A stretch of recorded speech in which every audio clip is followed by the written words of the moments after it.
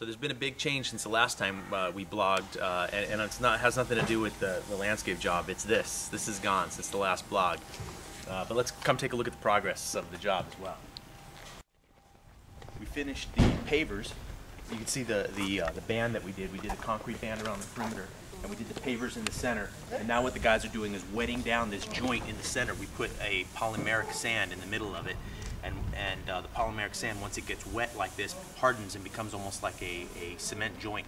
So it'll keep the pavers in place. You can take a look at the workmanship and just look at the pattern, the way the guys laid it out. I mean, they really know what they're doing. They really took their time to lay it out in a way that it looks very natural and random.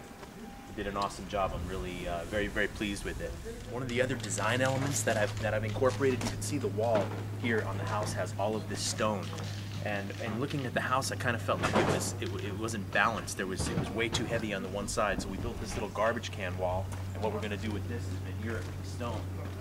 You can see we've got more of the matching stone. We're going to veneer these two walls with this stone so it matches the other side. And then I've got little lights that are going to sit underneath the cap here, and they're going to shine down on the stone and really kind of make it pop at night. So it should look awesome. So follow me down the side yard here. We'll take a look at, this is pretty standard what we do in the side yards. We've begun to prepare this area. It's not done yet, but we've put the road base down, which you can see. This is 4 inches thick, this base, and we compact this so that the sub base below the concrete is very, strong, and we create a nice barrier between the concrete that we're going to put on top and the soil down below, which is expansive soil. You can see we've put number 3 rebar, 18 inches on center, and before we pour our concrete, we're going to put dobies underneath, which are little concrete blocks, so that this sits up above the soil. We don't want it to make contact with the soil or the gravel, the road base. We also like to, a lot of times, put in little planter boxes outside the windows, so when you look straight across, we'll get some plant material on the wall, and it'll kind of give the side yard depth, even though it's only 5 feet wide. So let's go take a look at the progress in the back.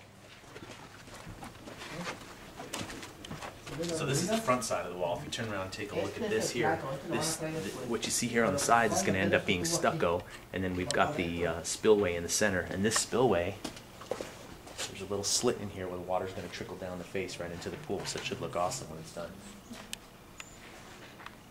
We'll take a look at the rest of the yard now. So we're working on the layout of the patio now that we've kind of finished our coping, which is this slate on the pool and our pool wall. We're going to work on the layout of the patio, and then as soon as that's done, we'll be able to go ahead and pour those bands and lay the pavers out just like the front yard.